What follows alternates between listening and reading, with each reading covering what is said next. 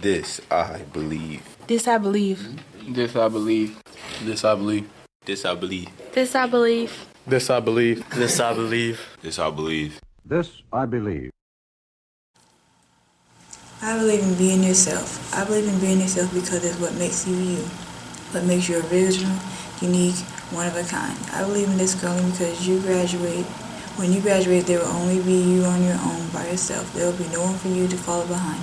I believe in being yourself because molding yourself after someone else is only making you a follower, not a leader, which in some cases is preferred by others, but in my case, it is completely unacceptable. I believe in being yourself because following the tide can get you pulled under if you're not careful enough. I believe in being yourself because it's the only thing that I can do. I believe in being yourself because it's the only thing I can be. Because unlike others, I love myself, my flaws and all. I believe in being myself because all my life I've been viewed as different. From reading at an early age, reading a dictionary just for fun, up to drawing clothes for a hobby. I've always viewed myself as different. The moment I really realized I was different was when I realized that I was potentially the only child that read a dictionary for fun, because I found it interesting. How many kids in elementary school read a dictionary for the fun of it? The answer, not many. They were all reading books like The Adventures of Captain Underpants and Junie B. Jones. Granted, I loved the books just like the other kids, but I got tired of reading every single one of them over constantly waiting for the next one in the series to come out. Instead of going home and watching TV shows consistently after school, I did my homework and read. That sounds like the worst thing in the world to a child in the 4th grade in elementary school.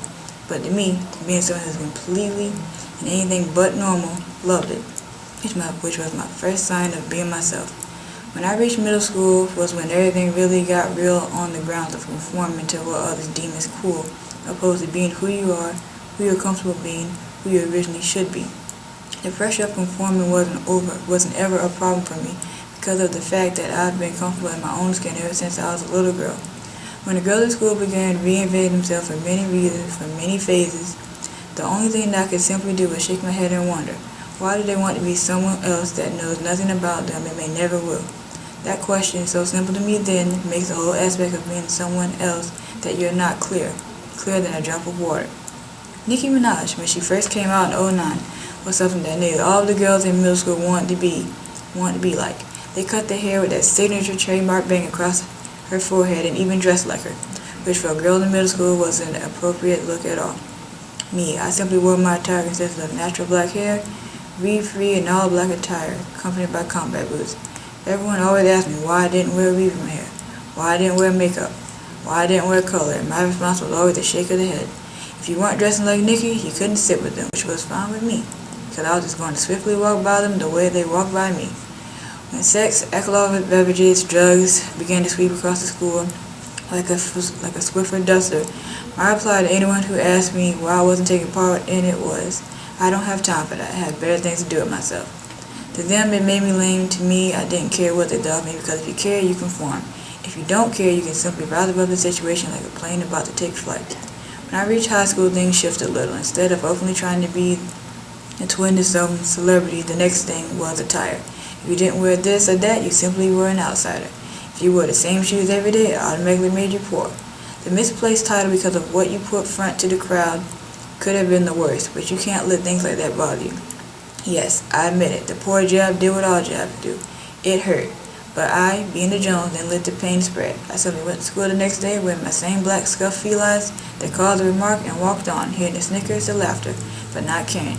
I'm simply immune to immaturity. Wearing all black day after day with the multiple piercings got me the question to ask daily. Are you gothic? Why do you wear black all the time? The question differed, but the response is always the same and will always be the same. Because black is my favorite color, and yes, I am gothic. If I wasn't myself, if I was highly influenced, if I did some of the things some girls did to fit in, to be noticed, I honestly and strongly believe that my life would have either ended a while ago, or that I would be so emotionally and mentally broken that I wouldn't be able to function. That theory, while incredibly blunt and horrid, is a theory that I've had to think about constantly. My parents told me once that they were so proud of me for being myself, and that those simple words from the people that I believe are the wisest people on earth made me proud of the young woman I am today. So when the days, months, and years go by, I will always and forever look back with a small smile, knowing that I made my parents proud of following my code, the code of being myself. All my life I've wondered why I never fit in, why no one ever understood me the way that I am. Now I understand. Conforming to be someone else, someone you're not, is easy, but being yourself can be the hardest thing in the world. Thankfully, it isn't for me. I consider myself unique and one of a kind. My name is Courtney Jones, and I believe in being yourself. This I believe. This I believe. This I believe. This I believe. This I believe. This I believe. This I believe. This I believe. This I believe. This I believe.